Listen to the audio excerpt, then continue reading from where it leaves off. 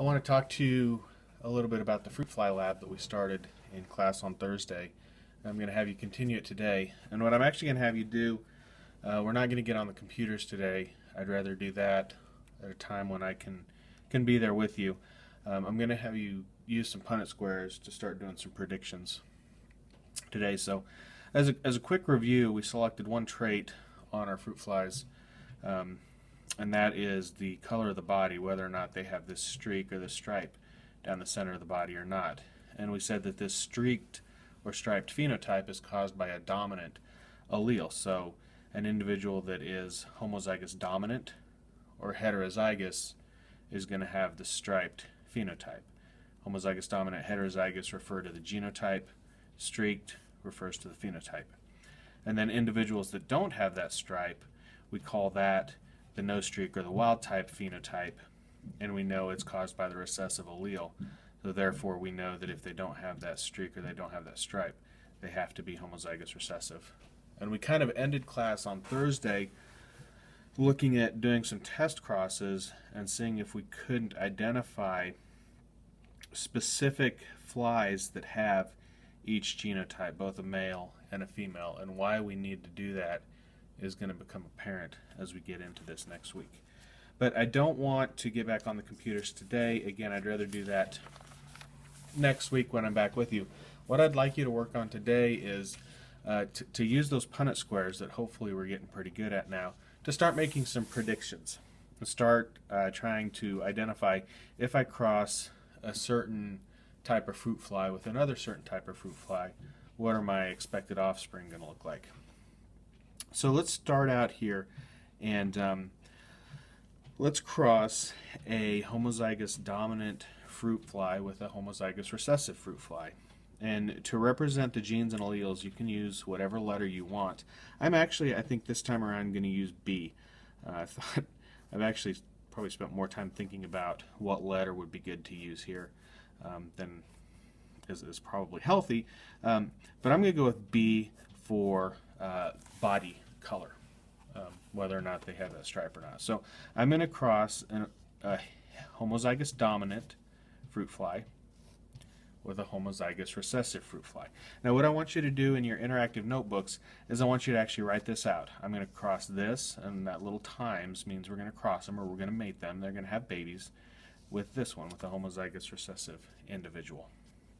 And then what I want you to do is actually draw the phenotype. This is why we practice this in class, is so that we can do this pretty quickly, knock these out and not have it take up too much time.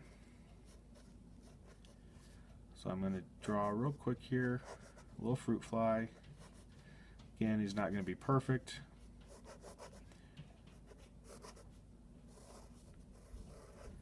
Here's his wings, and then since he's homozygous dominant, his phenotype is going to be, or remember, phenotype describes the physical characteristics. His phenotype is going to be that he has this streak or he has this stripe on his thorax.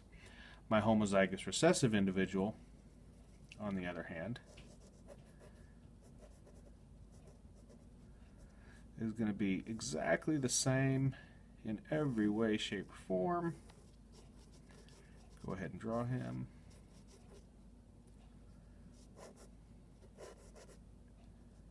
I like those little front legs because it looks like they're putting their hands up in the air saying, "Don't shoot me, I'm innocent." This guy has extra long back legs. Draw the wings, put some veins in. There's the wings.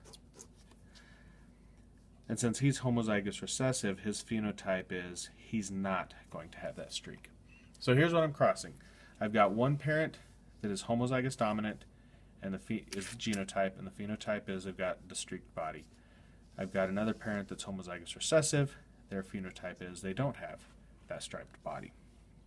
So I'm going to set up a Punnett square to do this. This is a tool that you should be getting pretty familiar with by now.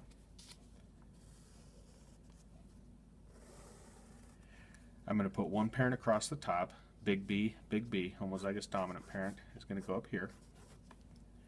And then I'm going to put the other parent down the side, little b, little b. And then I'm just going to cross them.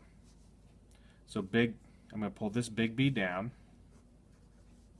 into both squares that are below it. Same thing here. This big B is going to come down into both squares below it. This little b is going to come across to both of these squares.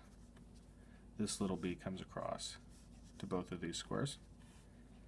And what I can see is that each of my offspring I expect to be heterozygous. I expect every single one of the offspring from this cross of fruit flies to be heterozygous. So I can go ahead and write that down here, 100% big B, little b. Or if I'd rather, I can actually write out heterozygous. Now you'll notice that I made my genotypes, I wrote them kind of small here, and I did that on purpose because what I want to do is I want to actually draw the phenotypes in each of these boxes. Oh shoot. Eyeball, eyeball, antenna, antenna. Homozygous dominant is going to give us a phenotype of the striped thorax. And each one of these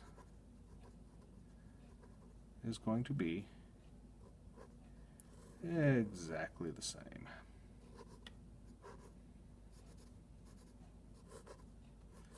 This one has kind of a big booty.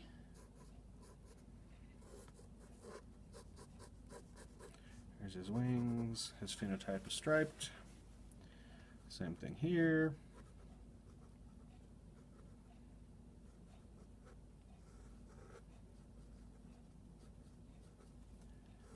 Wings.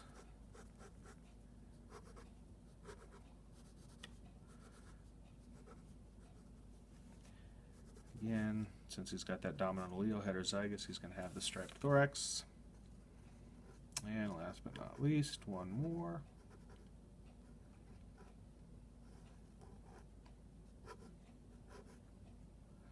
And this is why we spent some time in class the other day practicing drawing these, because I want you to be able to draw them, just sketch them out pretty quickly. Shouldn't take a whole lot of time, shouldn't take a whole lot away from what we're doing. Again, that guy is heterozygous. Since he has that dominant allele, he's going to have that striped thorax. And so what I see is 100% of my offspring is expected to be heterozygous. Likewise, 100% of my offspring is expected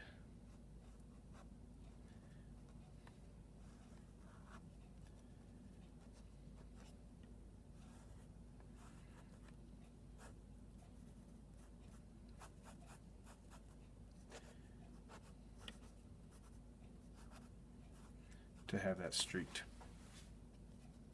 thorax. So I've just done one test cross of homozygous dominant with homozygous recessive, and that's one of the reasons why we're working on test crosses, so that we can identify genotypes. It's because when we get back into the computer program, I'm going to ask you to actually do this cross, and you need to be able to find a fruit fly that actually is homozygous dominant.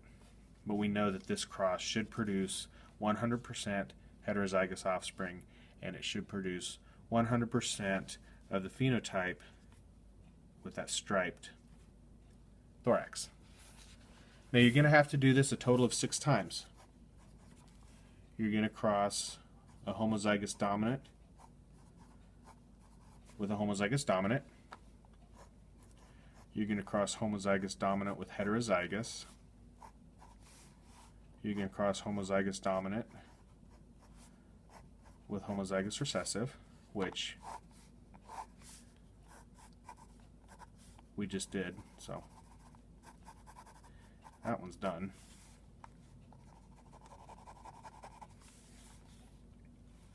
You're going to cross heterozygous.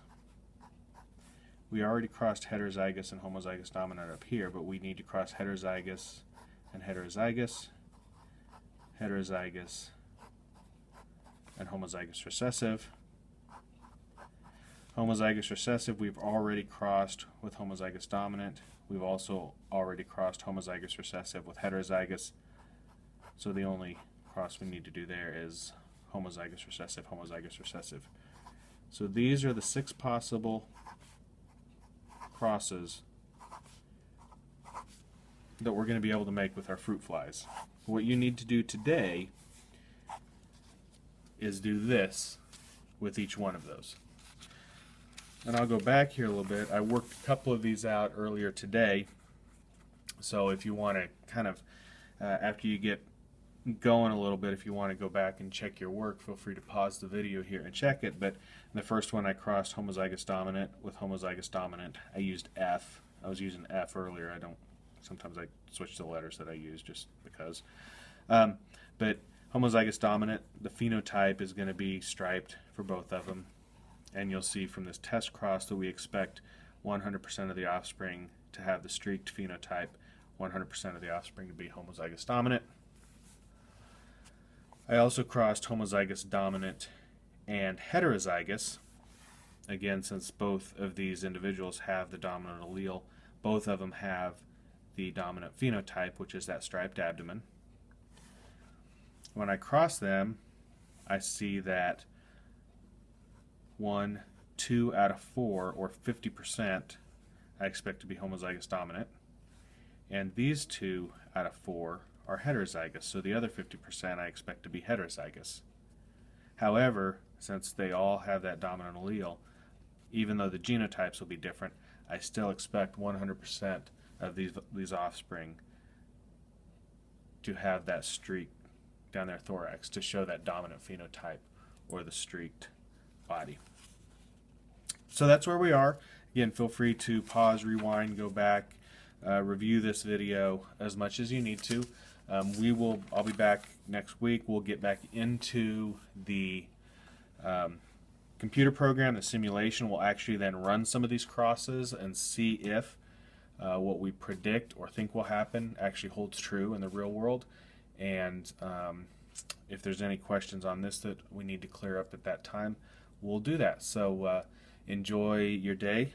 Be good to the sub and have a good weekend. Enjoy your 3-day weekend, and I'll see you all next week. Take care. Bye.